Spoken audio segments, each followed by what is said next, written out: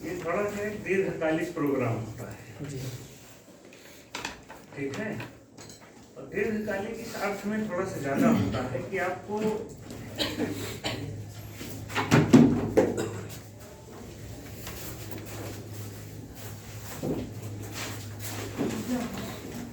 आराम से केवल अपना काम करना है। मतलब कौन नहीं चाहता कि हमको अगर 5 दिन में तैयारी हो जाए तो 25 दिन खर्च करें, या 25 दिन में हो जाए तो 125 खर्च करें। हर आदमी की तरह हम लोग भी यही सोचते थे कि इतना पढ़ लें कि हम सबसे विद्वान आदमी हो जाएं, लेकिन उतना पढ़ने के लिए समय चाहिए। कहावत की भाषा में कहें तो सहज पके सो मीठा होए।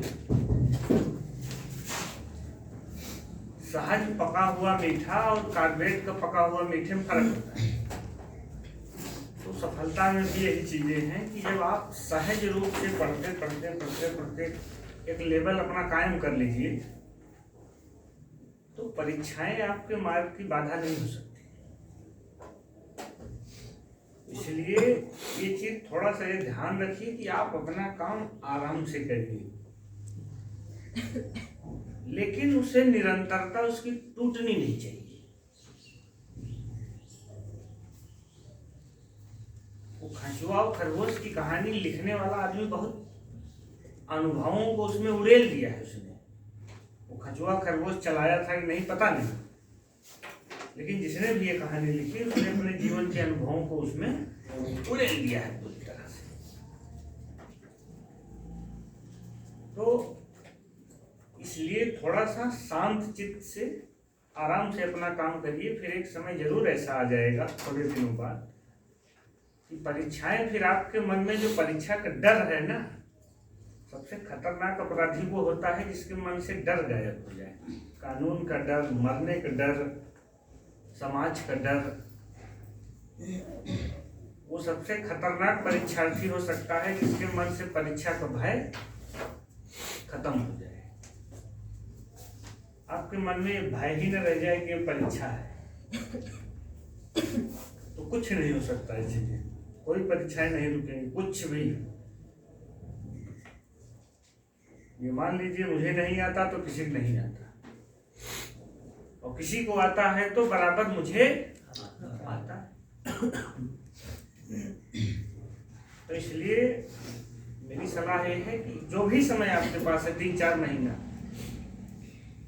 5 महीना, जो भी समय है, उसमें जल्दबाजी मत करिए। उसमें कुछ करना है तो एक योजनाबद्ध तरीके से काम करिए कि 5 महीनों में, 4 महीनों में मुझे अपना पूरा सिलेबस कितनी बार रिपीट करना है, जो उसमें मेन काम है आपका। यही कर हमको नीरज फोन किए थे, उन्होंने कहा कैसे पढ़ा जाए, कैसे क्या किया जाए। तो हमने कहा कि पढ़ने का सिर्फ एकमात्र तरीका यही है।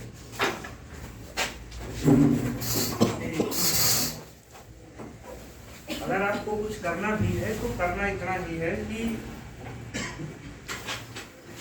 जो भी डेट आपकी आई है परीक्षा की, उन परीक्षाओं के पहले आपका एक फिक्स फार्मूला, एक फिक्स योजना होनी चाहिए कि कितनी बार हमारा सिलेबस ओवरऑल रिपीट होगा।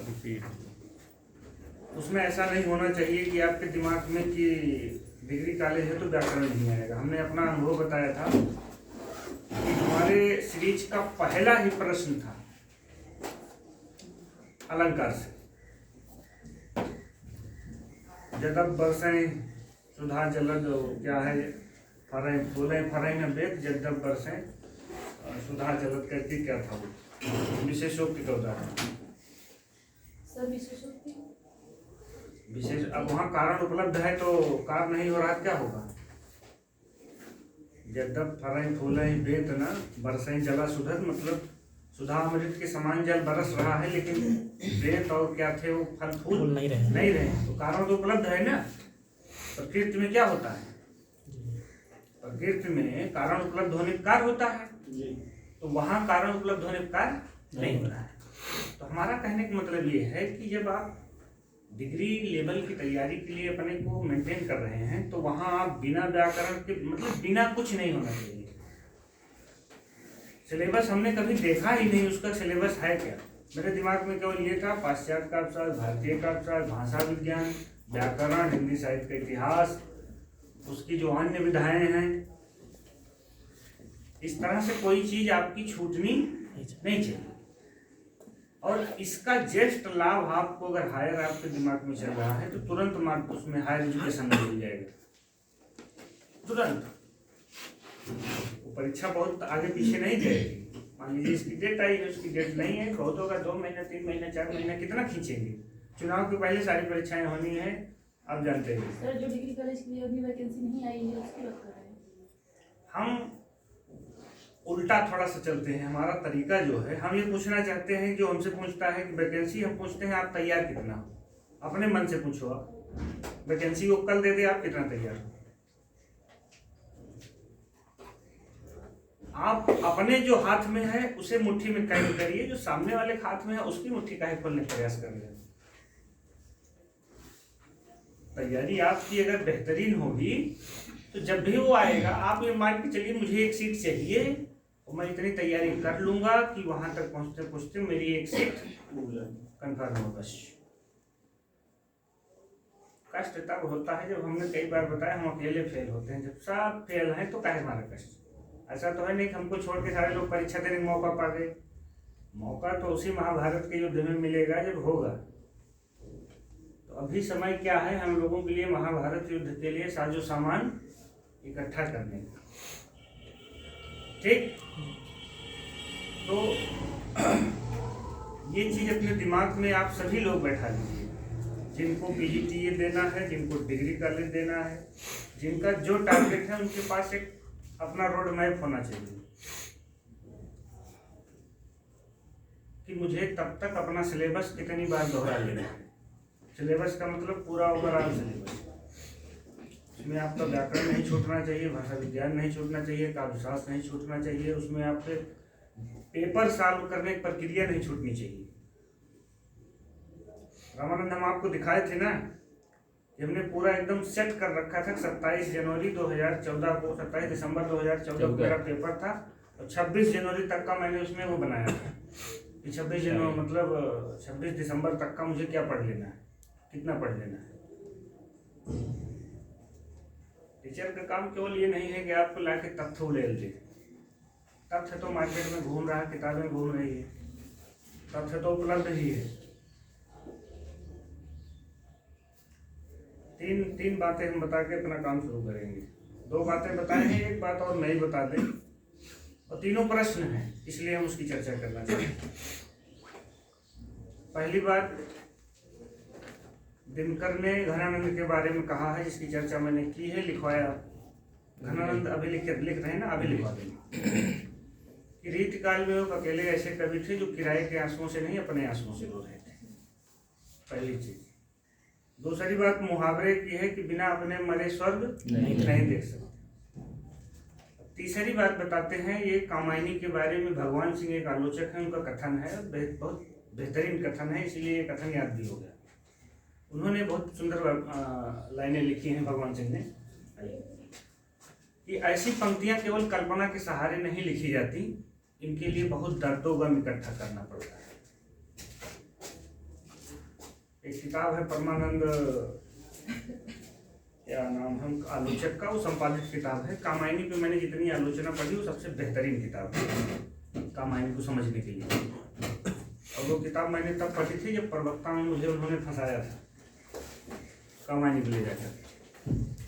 तो मेरा कहने का मतलब यही है कि ऐसी पंक्तियां अगर बहुत दर्दों से इकट्ठा होती हैं तो उच्च लक्ष्य के लिए भी आपको बहुत दर्दों इकट्ठा करना पड़ता है। बहुत मेहनत और शिद्दत से एक साथ आपको आगे बढ़ने की जरूरत पड़ती है। ये तीनों बातें एक तरह से ये चीज सिद्ध करती हैं कि इसमें भी हायर में वही होगा जिसने खूब कायदे से मेहनत करेगा, या माध्यमिक में या डीजीटी में जहां भी सफल होगा वो वही व्यक्ति सफल होगा जो कायदे से मेहनत करेगा, दर्दो गम सहेगा, धूप छांव सहेगा, सर्दी गर्मी सहेगा, जिसको सब कुछ प्रभावित कर ले जाएगा वो फिर सब कुछ से प्रभावित ही हो जाएगा। इसीलिए मेरा रोज का एक काम रहता है पढ़ाने से ज्यादा मोटिवेट करना। ठीक है, तो ये पंक्तियां आप याद रखिए, घनानंद वाली, भगवान सिंह की, और ये मुहावरे, और ये पंक्तियां ही आपको रोज ऊर्जा देंगी। रोज जब आप निराश होंगे तो ये पंक्तियां आपको सहारा देंगी। ठीक है, हम लोग कहाँ तक लिखे थे, आगे चलते हैं, लिखते पढ़ते हैं और समझते हैं।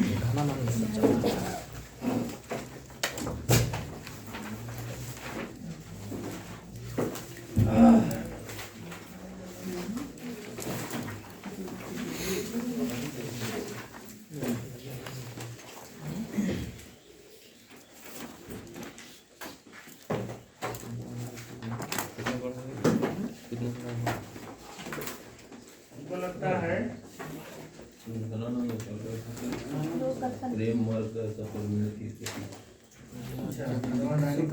जवानी का ऐसा दावा रखने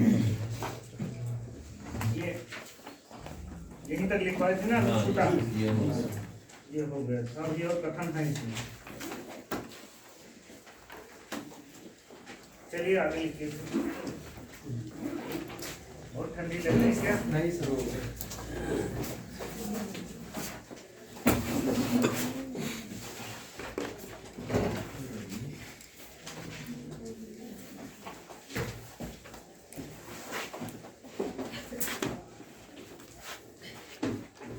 अगला कथन लिखिए, शुक्ल जी के ही कथन है। ये थोड़ा सा है तो घनानंद और बिहारी के तुलनात्मक अध्ययन, ठीक है। और इसमें दो शब्द केवल हैं इस तरह के जो हमेशा देखिए लिखते समय हिंदी में ये चीज आप ध्यान रखा करिए कि कुछ ही शब्द होते हैं जो पूरे वाक्य का अर्थ तितर बितर कर देते हैं, मतलब आपको समझने में बाधा करते हैं। तो इसमें भी एक शब्द ऐसा आएगा, इसलिए आप कोशिश करिए पढ़ते समय भी लिखते समय कि उन कठिन शब्दों को पकड़ने का प्रयास करिए। अगर वो एक शब्द आप पकड़ लिए तो संभवतः पूरे एक लाइन का अर्थ आपको निकल आएगा, और वो अर्थ हो सकता है आपको अलंकार उसमें निकाल ले, आपको शब्द शक्ति निकलवा दे, ठीक, आपको रस निकालने में मदद करे। तो वो अर्थ एक तरह से आपको कई सारी चीजें पकड़ने में सहायता करेगा। लिखिए अगला कथन, इनकी वाणी की प्रवृत्ति, इनकी वाणी की प्रवृत्ति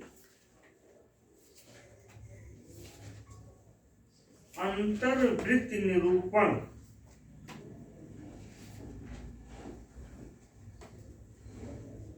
इनकी वाणी की प्रवृत्ति अंतर्वृत्ति निरूपण की ओर ही विशेष रहने के कारण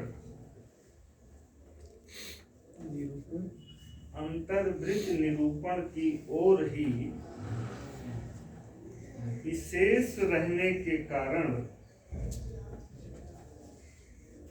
वाह्यार्थ निरूपक रचना कम मिलती है।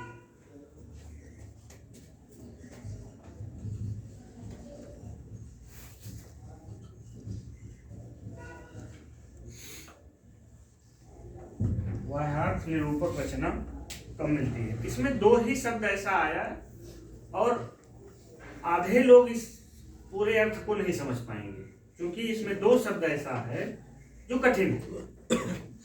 इसी बात को अगर जैसे आप गहराई से समझ लें तो आपको ये शुक्ल जी आगे कहेंगे कि बिहारी के यहाँ जो बाहरी उछल कूद है वो घनानंद के यहाँ बाहरी उछल कूद नहीं है।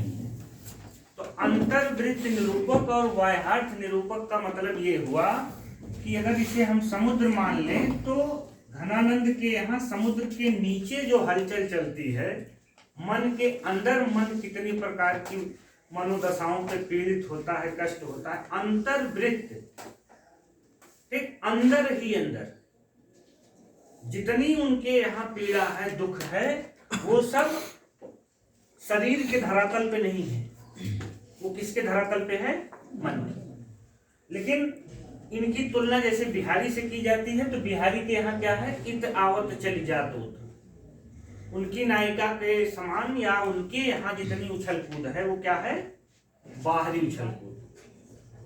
इसी को अगर हम सरल भाषा में कहेंगे तो बिहारी के यहाँ बाहरी उछल कूद है और घनानंद के यहाँ आंतरिक। इसमें दो ही शब्द है, अंतर्वृत्त का मतलब मन के अंदर की सारी बातें और बाह्यार्थ निरूपक का मतलब बाहर जितना उछल कूद बिहारी के यहाँ।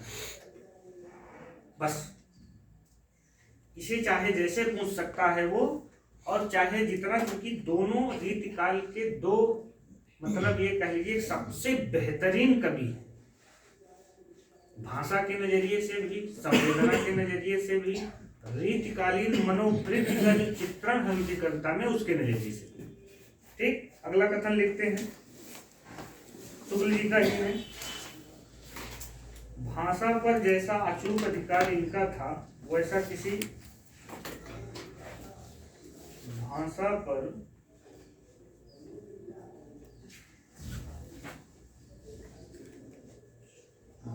पर जैसा अचूक अधिकार इनका था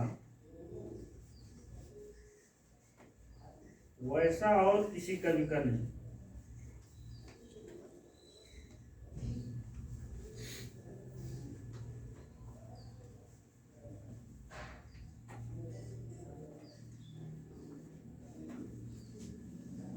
ये अंतर्वृत्त और बाह्यार्थ ये एकदम समझ लीजिए कि ये शब्द मतलब मिलने वाले शब्द हैं, कहीं ना कहीं आपको जरूर मिलेंगे और ये किसी के संदर्भ में मिले, उसका अर्थ केवल वही है, अंदर की बात बाहर की बात। अगला वही दिनकर का कथन लिखते हैं 52 लिखिए। धनानंद रीति काल के ऐसे अकेले कवि हैं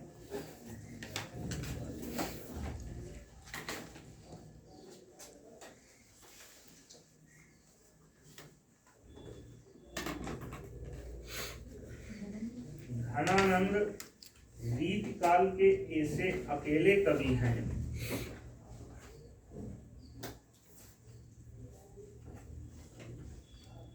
जो अपने आंसुओं से रो रहे हैं,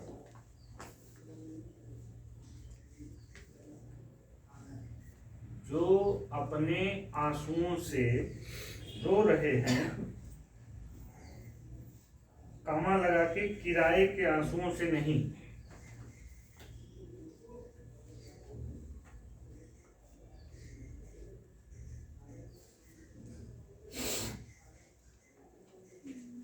किराए के आंसुओं से नहीं। धनानंद रीतिकाल के ऐसे कवि हैं जो अपने आंसुओं से रो रहे हैं, कामा किराए के आंसुओं से नहीं। डैश करके रामधारी सिंह दिनकर।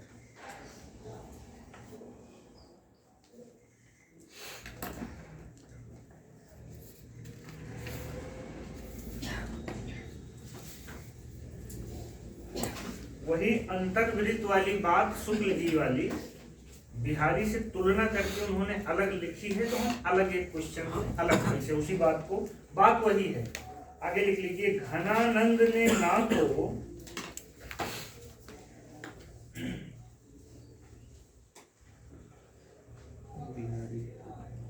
घनानंद ने ना तो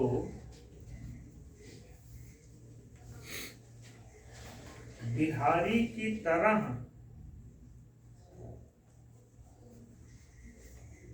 विरह ताप को बाहरी माप से मापा है। घनानंद ने ना तो बिहारी की तरह विरह ताप को बाहरी माप से मापा है, ना बाहरी उछल कूद दिखाई है,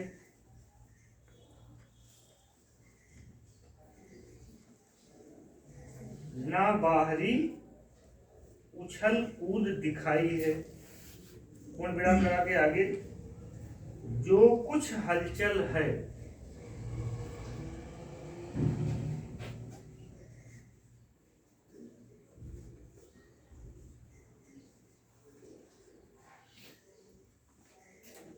घनानंद ने ना तो बिहारी की तरह बिना ताप को बाहरी माप से मापा है, ना बाहरी उछल कूद दिखाई है। जो कुछ हलचल है डैश करके वह भीतर की है।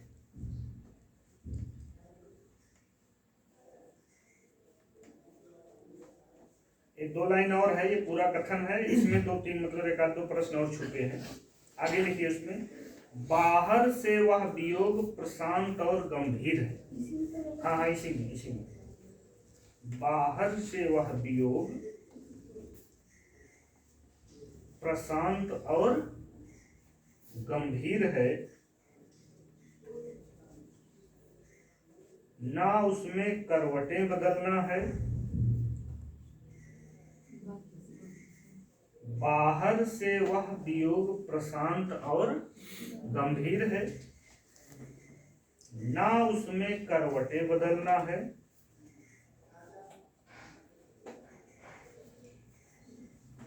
ना सेज का आग की तरह तपना है।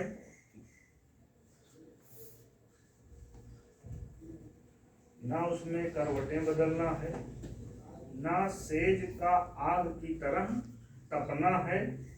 कामा लगाइए, ना उछल उछल कर भागना है। ना उछल उछल कर भागना है। अंतिम वाक्य है, उनकी मौन मथ पुकार है। तो मौन मथ को अंडरलाइन कर लीजिए, ये मौन मथ कई बार पूछा गया है। उनकी मौन मथ पुकार है। शुरू में ही हमने लिखवा दिया था, कूक भरी मूकता और मौन मथ की पुकार।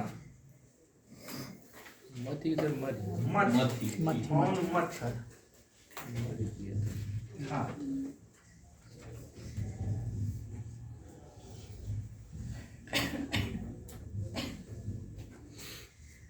यहाँ जब भी ये चीजें आप लिख रहे हैं तो बिहारी के वो दोहे आपको याद होने चाहिए। यहाँ पे एक सवाल उस समय बिहारी पढ़ा रहे थे तो भूल गए थे, उनको याद आ गया फिर।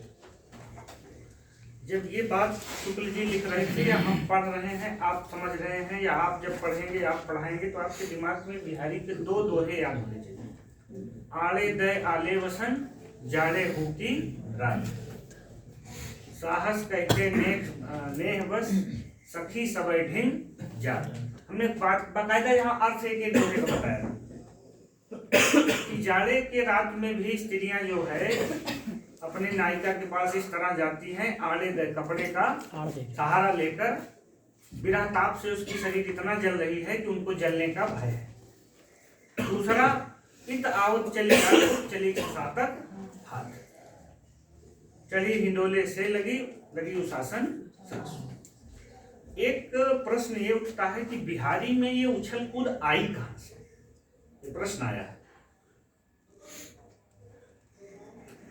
कहां तक आप सोच रहे हैं इसको कि आखिर रीत काल में ये उछल कूद बिहारी में कहां से आ गई? है कुछ उत्तर दिमाग में? कल्पना शक्ति दरबारी माहौल है, लेकिन जो जहां मैं जाना चाहता हूं वहां आप लोग नहीं चल रहे। दरबार में केवल हिंदी के कवि नहीं रहते थे, उर्दू पढ़े लिखे अच्छे कवि भी रहते थे। ये फारसी कविता का प्रभाव है बिहारी की कविता पर, जहां पर ये विरह ताप का जो छलछलाना है, आप देखेंगे कि फारसी कविता का प्रभाव घनानंद पर भी है, रीतमुक्त कवियों पर भी है, लेकिन वहां धीर और प्रशांत है। आप क्या भूल गए कि आपने वियोग श्रृंगार मतलब प्रेमाश्रयी शाखा में सूफी कवियों को पढ़ रखा है? तो क्या सूफी कवि लिख के शांत हो गए, उनका प्रभाव किसी पे नहीं पड़ेगा? हवा जब चलती है तो ये मत समझो मित्र कि हमारे पड़ोसी घर में आग लगी है तो धुआं तो आएगा ही। तो ये जो दोहे हैं, खास करके ये विरह ताप वाले दोहे बिहारी के, ये क्या है? फारसी कविता का प्रभाव। ये प्रश्न कहीं आया है, चाहे जैसे प्रवक्ता आया है, चाहे कहीं आया है कि बिहारी पर भी फारसी कविता का प्रभाव था, और खास करके उस स्थिति में जब दरबार में हिंदी के साथ उर्दू के कवि भी रहते थे और वो एक से एक बढ़ के लंबी लंबी उक्तियां लाते थे। आप नाथूराम शंकर शर्मा की पढ़ेंगे कि बिना ताप से उनको समुद्र भाप बन के उड़ जाने का डर है। नाथूराम शर्मा शंकर को आप पढ़ेंगे तो उनका एक पद ही है कि छित क्या है आसमान के सारे समुद्र ही उसके मतलब बिना ताप से ओस बन के उड़ जाएंगे। तो ये क्या है? ये सीधा सीधा आपका एक जो प्रश्न है, जो उत्तर है, ये होना चाहिए कि ये बिहारी की कविता पर फारसी कविता का प्रभाव है, क्योंकि फारसी में सबसे मशहूर विधा क्या है?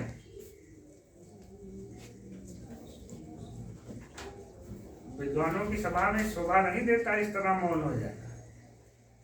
फारसी कविता की सबसे मशहूर विधा गजल है, और गजल सबसे ज्यादा बेहतरीन वियोग पे लिखी जाती है। गजलें, कोई गजल आपने सुना जो बहुत मशहूर हुई हो, वो संयोग पे हो?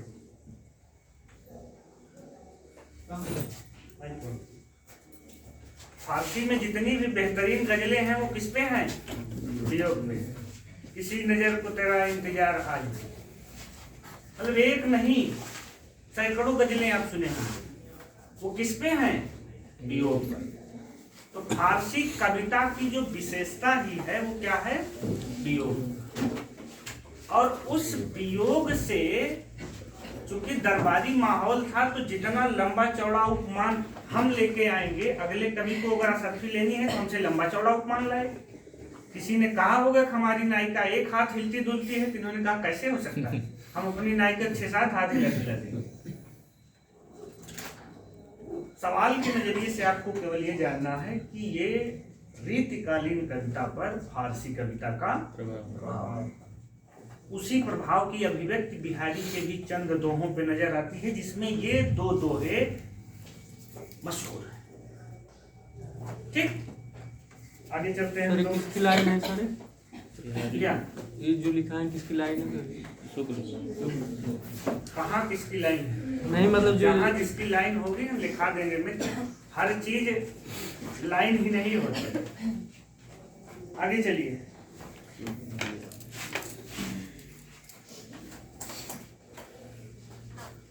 भारतेंदु ने सुंदरी तिलक में घनानंद की रचनाओं का संकलन किया है।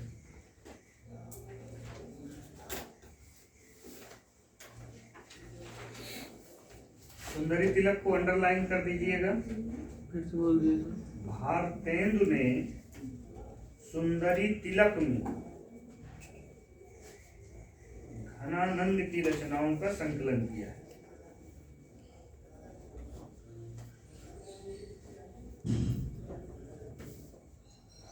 वहां लिखे थे, लेकिन यहाँ फिर भी लिख लीजिए।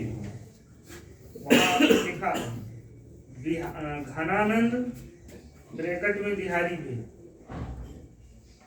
नया पॉइंट है। घनानंद ब्रैकेट में बिहारी भी निम्बार्क संप्रदाय में दीक्षित थे। ये सवाल आया है कई बार। घनानंद ब्रैकेट में आपको बिहारी भी रख लेना है कि दोनों लोग थे। हम लिख रहे हैं केवल घनानंद। घनानंद निम्बार्क संप्रदाय में दीक्षित थे, वृंदावन देव इनके गुरु थे। ब्रैकेट में बिहारी लिखने का मतलब ये हो गया कि बिहारी भी इसी में थे। गुरु दोनों के अलग अलग हो जाएंगे, संप्रदाय एक ही हो जाएगा। अंतिम कथन लिखिए। घनानंद प्रेम की वृंदावन देव इनके गुरु थे। क्योंकि हम बात घनानंद की कर रहे हैं, बिहारी को ब्रैकेट में केवल इसलिए रख लिए हैं कि बहुत बढ़िया प्रश्न बनेगा कि निम्बार्क संप्रदाय में दीक्षित थे। पहला ऑप्शन घनानंद रखें हम, दूसरा बिहारी रखें, तीसरा उपयुक्त में से दोनों रखें, चौथा दोनों नहीं। आधे लोग यही फिसल के गिर जाएंगे, ए मार के आगे बढ़ जाएंगे। तो देखना भी नहीं चाहेंगे कि अर्धनारीश्वर दिनकर के अलावा विष्णु प्रभाकर ने भी लिखा है। ठीक है, तो इसीलिए हमने शुरू में कहा कि सहज पके सो मीठा हो। चारों ऑप्शन तक जाओगे तो मिठास जरूर कुछ न कुछ मिल जाएगी। नहीं होगा तो एक क्वेश्चन तो हम गारंटी ले रहे हैं, गारंटी कि अगर चारों प्रश्न आप चारों ऑप्शन पढ़ते हुए 125 सवाल के जवाब दो, एक प्रश्न आपका ज्यादा रहेगा, ये मेरी गारंटी है। एक से ज्यादा आपका ही हो सकता है। और अगर आप केवल 1, 2, 3 तक ही जाके उत्तर देंगे तो कम से कम 2-3 प्रश्न आप आने वाला गलत करके आएंगे, ये भी मेरी गारंटी है। ये लिख के ले लीजिए, सबके साथ होगा। अगर आप बिना चारों प्रश्न पढ़े, चारों ऑप्शन पढ़े उत्तर देंगे तो गलत होगा, ये तय है, याद रखिए। अंतिम कथन लिखिए इसका घनानंद का। घनानंद प्रेम की यातना के कवि हैं।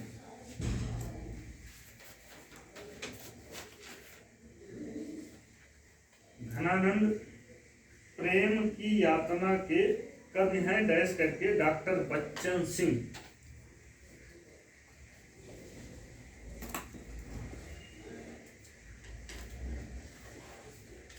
पंक्तियां सर प्रेम के पीर वो होंगे ना, जायसी ये कहीं होंगे। वो शुक्ल जी के साथ उनका पेटेंट हो गया है। पेटेंट का मतलब जानते हैं? फिक्स फिक्स अधिकार सुरक्षित हो जाना। तो प्रेम के पीर बराबर जैसे जायसी हैं वैसे उसके साथ पेटेंट हो गए शुक्ल जी। ठीक, तो वो दोनों मतलब ये कई बार हमने आपको बताया कि एक कवि को कवि बनाने में आम जनता से ज्यादा योगदान आलोचकों का होता है। वो चाहे तो किसी को जिंदगी भर निराला को पागल घोषित करवा डालें, और चाहे तो जो नहीं उस योग्य है उसे आसमान पे बैठा दें। नामवर अमर सिंह में इतनी हिम्मत है कि जिसको चाहे वो अर्श से फर्श पे ले आए और फर्श से अर्श पे ले आए। नामवर सिंह की आलोचनाओं में जिसका उल्लेख हो जाए वो बहुत बड़ी बात है। ठीक है, तो वहां भी ये चीजें चलती हैं, ऐसा नहीं है। और खास करके ये चीजें आपको समझनी हो तो समय मिले तो कभी निराला की साहित्य साधना पढ़िए, फिर आपको समझ में आ जाएगा कि आलोचक कैसे एक कवि को अर्श से फर्श पे गिराते हैं, उठाते हैं। हमने पूरा तो नहीं पढ़ा है, लेकिन खंड एक मतलब उसके तीनों खंड में से पहला खंड का ज्यादातर हिस्सा मैंने पढ़ लिया था, शेष नहीं पढ़ने का अवसर मिला। उसी को पढ़ने के बाद बहुत सारी चीजें समझ में आई। पंक्तियां लिखिए। सबसे पहले हम लोग ब्रजनाथ की वो चारों पंक्तियां लिखेंगे। एक एक पंक्ति हमको अलग अलग मिलती है, बहुत परेशान रहते हैं। ठीक, तो लिखिए नेही महाब्रज भाषा प्रवीण।